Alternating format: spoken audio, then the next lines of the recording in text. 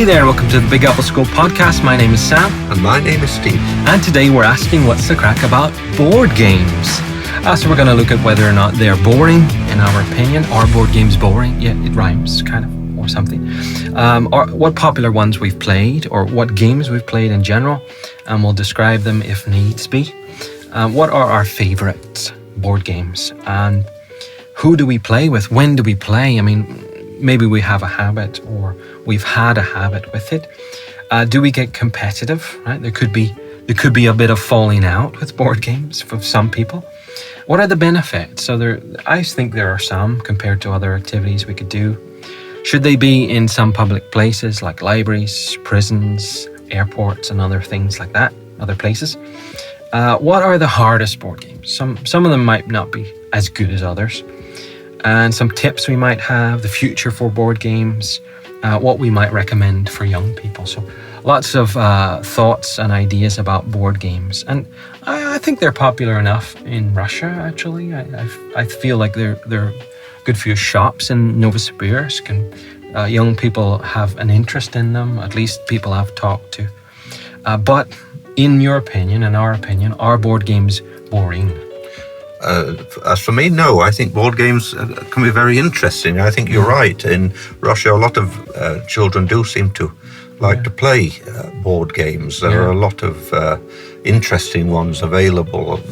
Many, the same as in English. Plenty of colours. You could learn from them, even learn another language, I guess. And I think it's boring if you pick the wrong board game.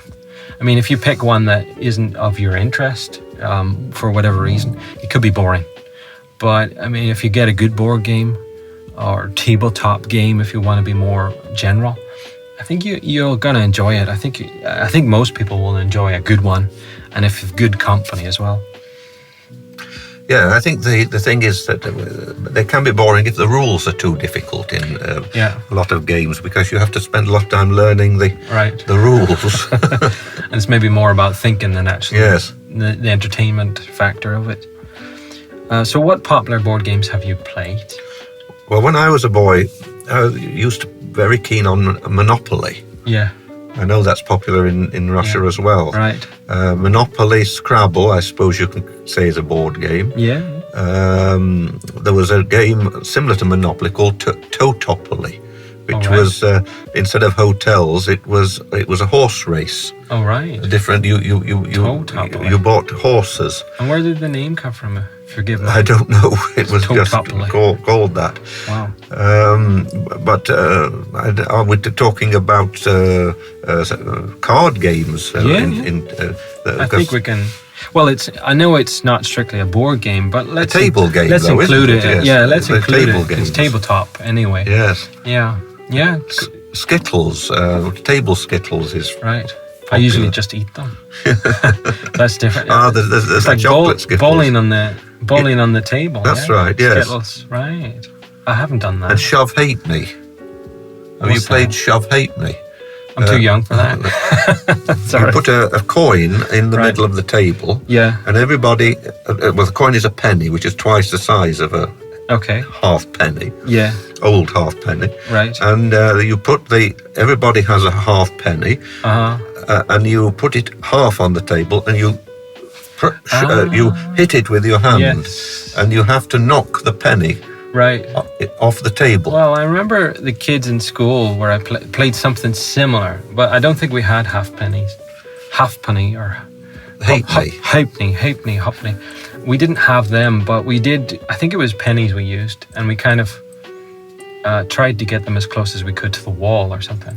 Yeah. So it might have had to bounce off the wall and come back, and then you might have lost if you got bounced too much.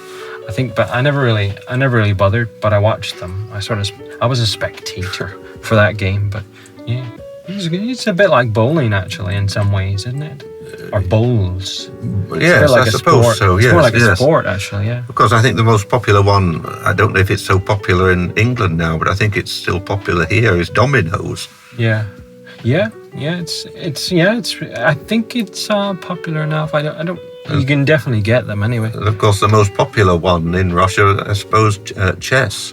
Chess, yeah. Very strongly played. It's an international game, really. Isn't it? Yeah, I've played a wee bit of chess in my time. I would definitely not say I'm an expert, No, but I know don't. I know enough of the rules, but not the strategy. I've played a bit Monopoly too. Risk. Have you heard of that? Something called Risk, which is a board game. I've heard of it. You have a kind of a map of the world, but it's not quite the same as the normal map. It's a very generalized map, and it's divided up into certain areas, very broad areas. And you've got some soldiers, I think you have, and you have your dice, and you basically have to compete to take over the world. And it's quite fun, actually, and you have to be, it's a strategy game, so you have to think carefully of your strategy, and there's a chance to it as well. So there's strategy, but also a bit of chance in it. So it can be quite entertaining, and you can be surprised by who wins in the end. So it's good fun if you've got a few people. Yeah. Jenga. Never heard of that. Never heard of it? No. Oh, I've used Jenga as a teacher. I've used Jenga, and I have kind of Jenga blocks. It's a poor man's Jenga, I suppose. It's got numbers written on it, and it's little wooden blocks, a bit like dominoes. But the one version I have has numbers. And I've linked them to questions, and then you can pull them out, and ask questions and things. But Jenga's fun. I think it's got that. You have to pull out from the bottom and then put it on the top. Oh, yes, I know. Yes. Build a tower. Yes, I've played it. Yes, it's very good. And people can get quite nervous if it's going to fall. They're afraid of it. And I myself get nervous, think it's going to fall or something. Cluedo would be another popular one. It's like a detective one, isn't it? Yes, who murdered the murder in the library? Mr. Green and Mr. Green in the library with a candlestick. And Colonel somebody. Colonel Mustard. Mustard, yes. That's right. Mafia. Mafia. It's quite a simple one. Yes. You don't really. I mean, you can play it with cards, but you don't even need cards. You can just, as long as someone knows the rules. Yeah. You can just write it on paper, I think, and it's good fun. Yes, a good game.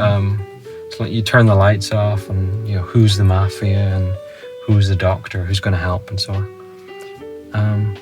Snakes and Ladders. Yeah, Snakes and Ladders is quite popular. I played that a bit when I was a boy, and it's good fun. I think, it's. I think Risk is better, and maybe Jenga is more. You get more of tension involved, but Snakes and Ladders is good fun too. Guess Who? Do you ever hear of that? No, you've both. I think it's for 2 players, if I'm right. And maybe you can have teams of 2 people. You can make 4 or more. But there are 2 sides, like 2 little kind of frames, and in each frame there are faces or profiles, little cartoons, and you. Each person has given a card to tell them who they are. I'm this, Mr. Squiggle or whatever, and I've got ginger hair and glasses and whatever. So the other person, forgive me, I don't know all the details, but the other person starts asking questions. It's a bit like some other things you might play, but the other person starts asking questions like, do you have glasses? And then they can put down. If they know you don't have glasses, then they can put down the people with glasses in front of them. And so by process of elimination, they can figure out who you are. And the quicker they do it, the better, and that sort of thing. So it's kind of like a detective thing too, but a bit easier than Cluedo. Yes. I just thought of another very popular one. I think Americans play it very much. We call it drafts. Yeah. The Americans call it checkers, don't they? Checkers, right. And it's a bit like chess in that you have the checkered board, black and white. Yes, but all the pieces are equal. You have to jump in diagonal ways. Yeah, that's right. I think everybody knows. It's more simple about it. Yeah, it's more simple. Checkers or drafts. Yeah, that's right. And Ludo. Oh, Ludo. Yes. I think different colors, aren't there? Yes. Red and blue and green. Yes. Yellow. That's not Lotto, is it? No, it's different. Yes. But I can't quite. Honestly, don't remember it. But I know I've played Ludo, but don't ask me. I have, but I can't remember it now. And then when I was a boy, there used to be a TV program, a TV advertisement for a thing called Operation. Did you ever? Yes, I heard about that. And there's this medical patient, on a little framework again, and you're supposed to take out. You've got little instruments and tools, and you're supposed to be a doctor. Yes. And you take out the bone or the heart and stuff, and you're not supposed to touch the sides. And if you do, it buzzes or something. I never played it, but I always sort of thought I'd like that. And my parents, I think, knew that it was a waste of money. You know, they never bothered buying it. But yeah, but it was similar one we used to make. You would put up two planks of wood and an electric wire, twisted, a thick wire, and then you had to sort of that's right. Have a, how do you describe it, like a needle type of thing, and you had to move it without touching the wire. It's almost like a pen, but there's a hoop on the end. Hoop, yes, a hoop. That's right, and if you touch the side, it beeps. A bell goes off. You have to be very steady with your hand. I played something like that. That's right. So, what are your favourite? My favourite, I think, still is Monopoly. I enjoy playing Monopoly. That one with the tower you mentioned, I didn't know the name. Jenga. I played that with children.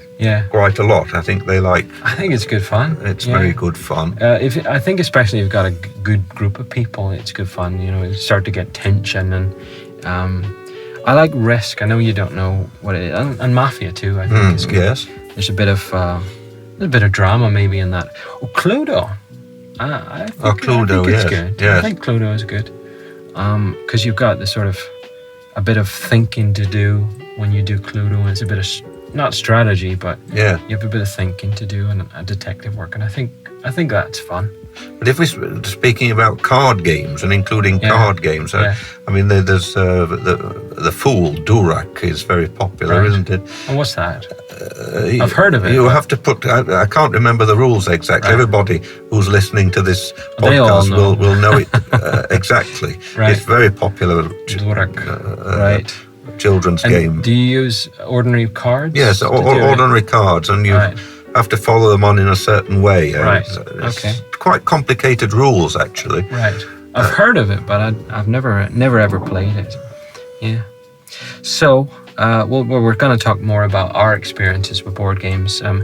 Who do you or who have you played with, and when? Well, I haven't played so many games. I haven't played so many games recently, except as part of lessons. Yeah. So I suppose you play them with groups of children. But when I was a boy, we used to play quite a lot at home. Yeah. My mother loved cards, Newmarket, sixes and sevens, and all sorts of. I can't remember the rules now. And not Lotto. Ludo, I think. Yeah. And Monopoly, of course. I used to like. And did you play with many people? Yes, it's better. Monopoly is better if you. But that can cause quite a lot of friction. That game. Some people want to steal the fake money. Yes. I think in our house, I don't think it was intentional, but in our house, the fake money went missing, and it was just for fun, but little boys. So I think it went missing, and we had to try and draw our own or something. It was just let's pretend we have money or something. Yeah. Well, I've played with students more recently, but before that, only a few years ago, I played Risk quite a bit. Friends of mine just took the idea that, hey, we should play some board games, and we started to play Risk. And I really enjoyed it, I must say. There was just two other guys most of the time, but we sometimes were joined with others. And we used to do it late in the evening. It suited my friends most of all, but it was good fun anyway. And we played Risk, and we usually did it at his house. He had his own flat, and I would go over to his house, and we'd drink a cup of tea or coffee or juice or whatever. And we played this board game, and very subdued. Nothing, we weren't partying or going out to clubs. We were just playing board games, but we enjoyed it. And it was good fun for us, and there was a bit of tension. And of course, we did want to win, but it was good fun. And I have good memories of that. So, I think as well at Christmas time. Yes, Christmas. And it's popular, speaking about the UK anyway, and at Christmas time you have the family at home, you've usually a week off, maybe even a little bit more, and people tend to gather around and maybe play a board game. You can play it with all ages, and I think it's good fun for a family. It's better than just watching TV all day. But we'll talk a bit about the advantages in a minute. Yeah, bingo was another one that we used to play at Christmas. That was very, very interesting. Talking about who I used to play with, I remember I had one particular friend who used to come quite a lot, and we used to play together, Monopoly, just the two of us. Right. So you both were hardcore Monopoly. Yes. Years ago. Do not pass go. Do not collect £200. Yes. It's go straight to jail, is it? That's the go directly to jail. I think. Go directly to jail. Do not pass go. Do not collect £200. That's right. It was always nice getting the £200, but if you landed on that square, we used to try and change the rules and make it £2,000 or something like that. You really are hardcore and Monopoly. Make some extra money of higher denomination. I'm going to look at you in a different light after this podcast. Wow. So do you get competitive when you play? I don't, but I know a lot of people do. Yeah. Especially, my father was very competitive when he played, and sometimes he'd upset the board if he wasn't knock it over his way. Right. I think I probably try not to be too competitive.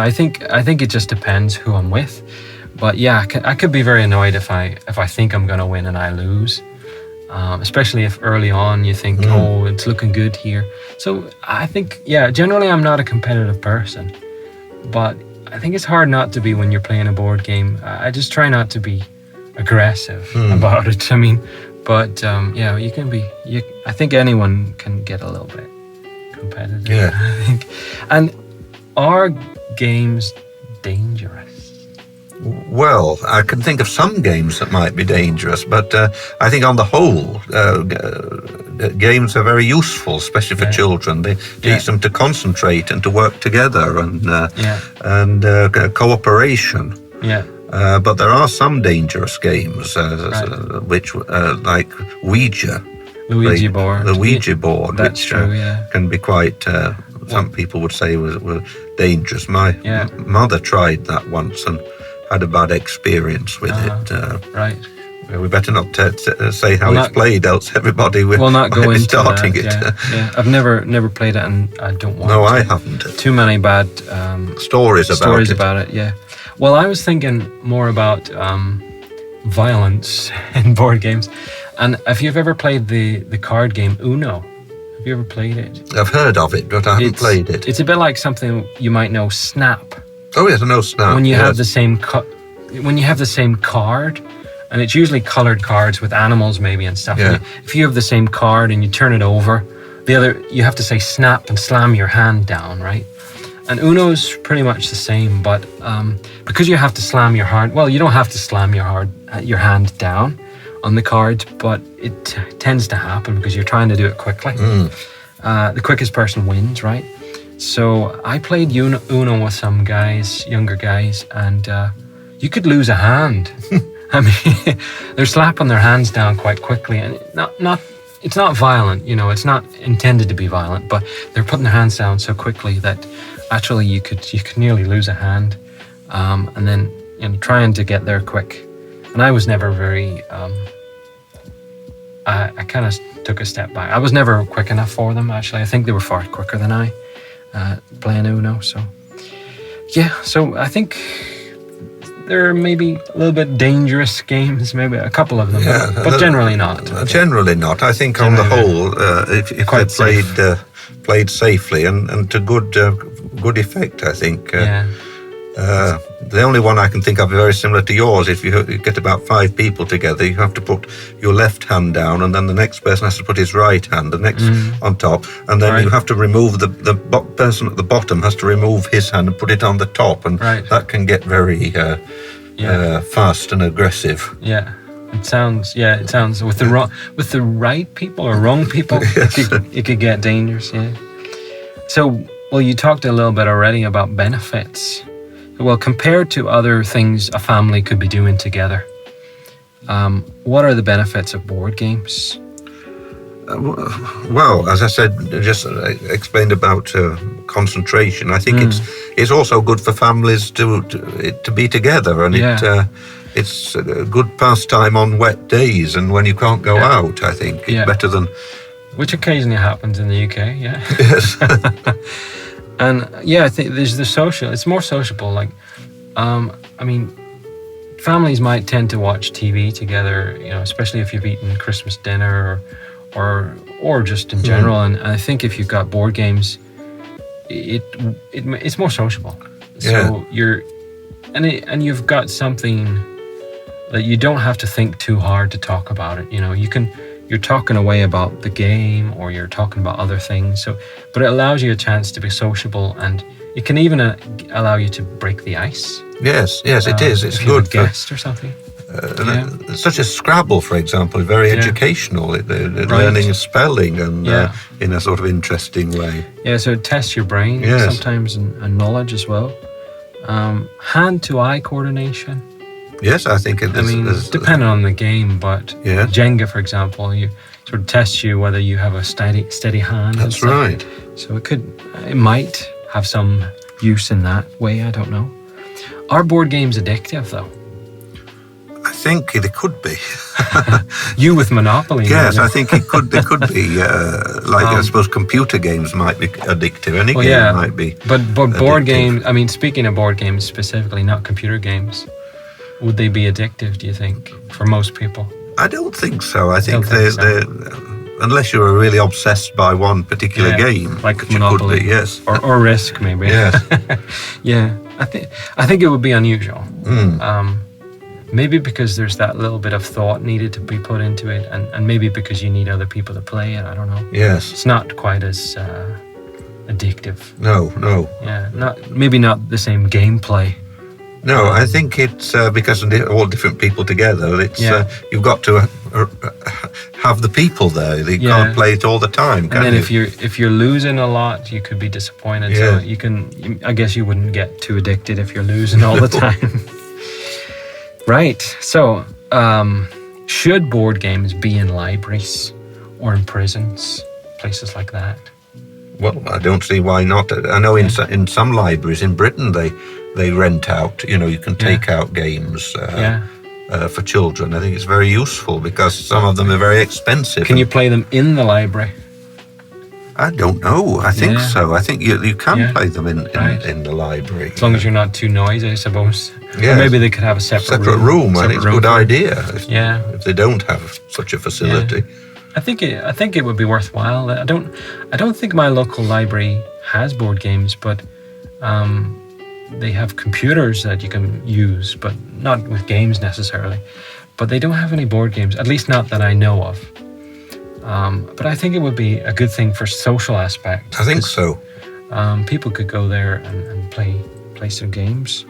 Well, here in the park, in Central Park here in Novosibirsk, there's a place. Do you know it? Yes, they put for chess. For chess, yes. Right? And there's like a little open. It's got a roof, but it's open like a at sort the side. Not veranda, but some sort of a little hut with outside, so you can just sit at.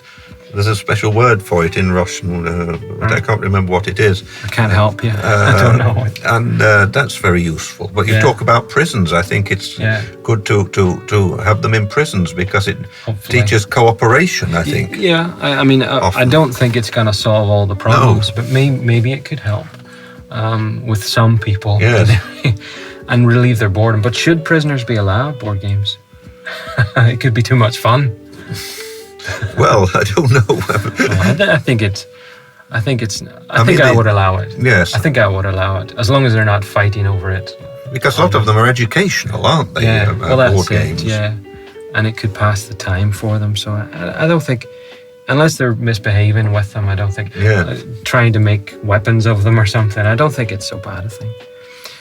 What about in airports? Airports are places where people wait a lot.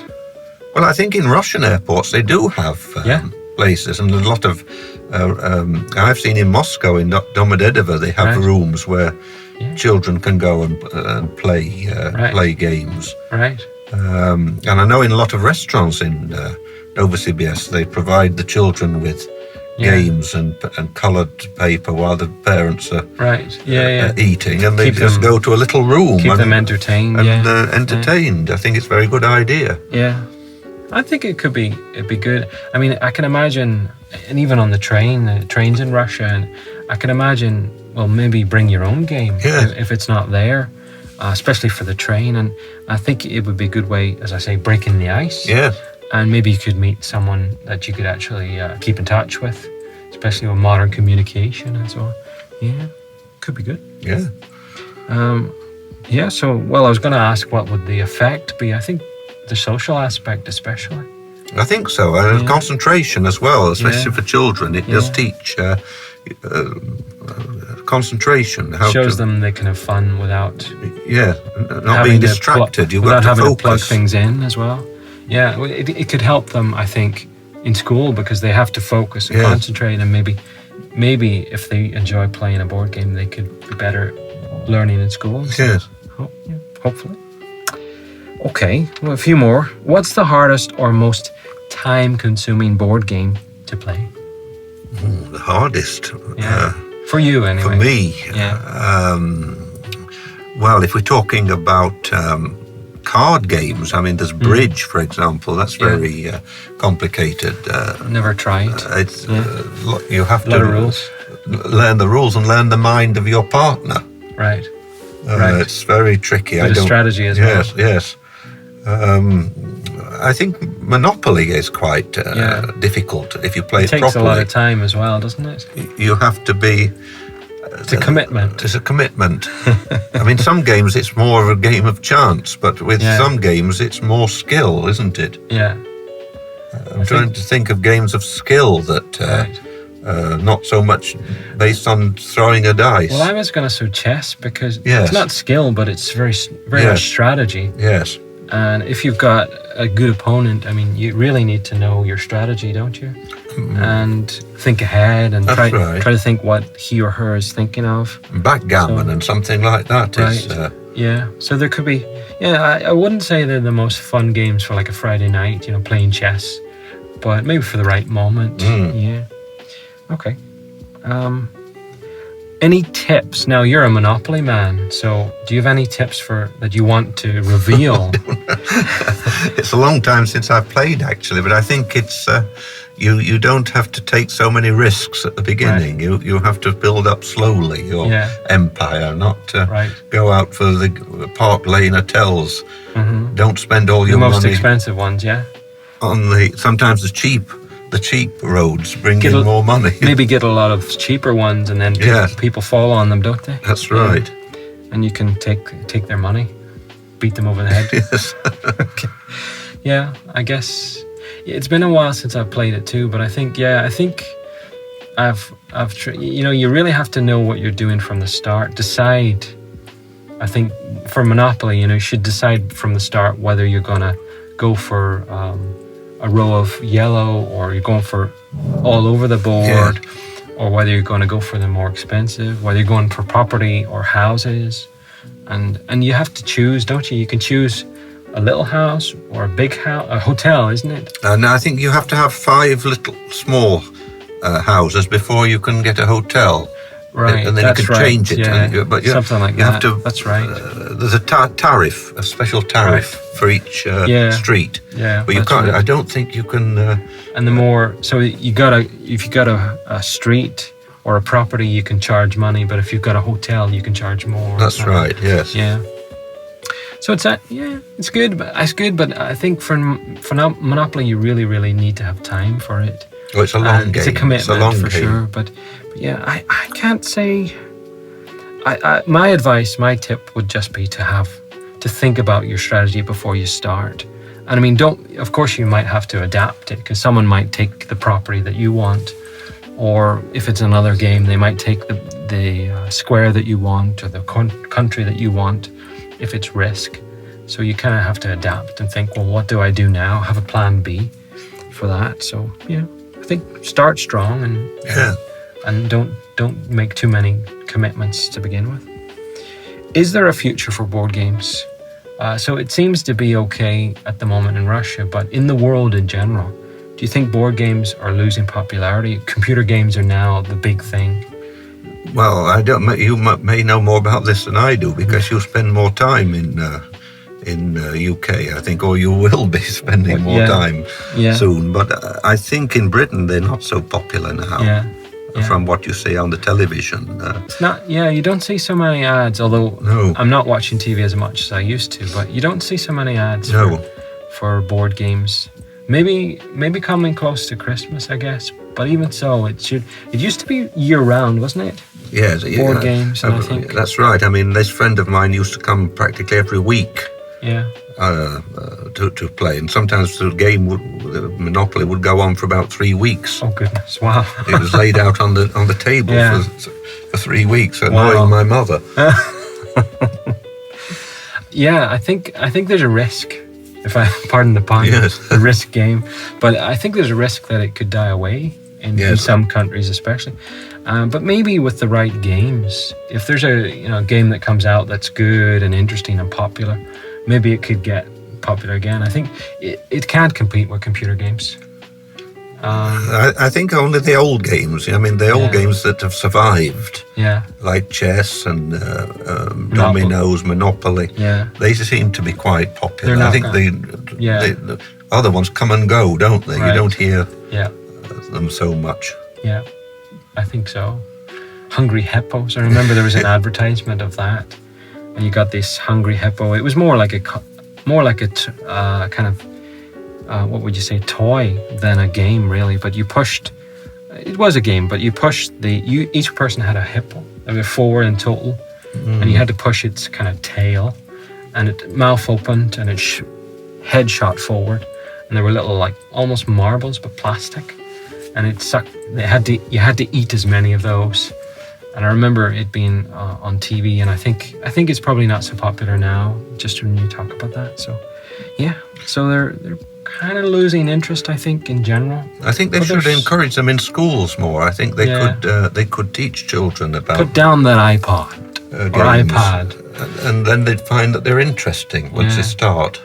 I think if you've got the right board game, for sure. So, what would you recommend for young people if you're talking about a board game for school or whatever?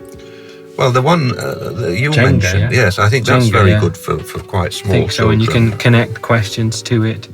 A teacher could use that in an ordinary public school. Yes, and you can do it with different age groups together with that game, because it's just as much skill at whatever age, isn't it, trying to get the bricks out.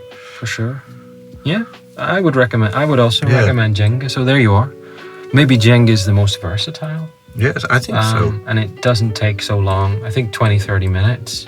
And maybe say 20 minutes to do it, depending on how steady the people's hands are. But yeah, it could be all over quite quickly if you get questions and stuff. So, okay. So we talked quite a bit about board games. Yes, very interesting.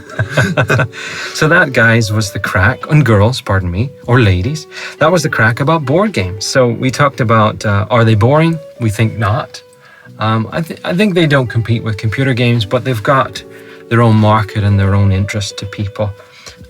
They've got an appeal to them, and we talked about that. And we've got some of our favorites would be Risk and Monopoly. And you can play them and increase your mental ability. You can be sociable. They could be in public places, and they could be beneficial, breaking the ice and so on. And some of them are tough, some of them are hard and time consuming, but stick with it, have a good strategy, and don't get too competitive. You might lose a hand. So that was the crack about board games.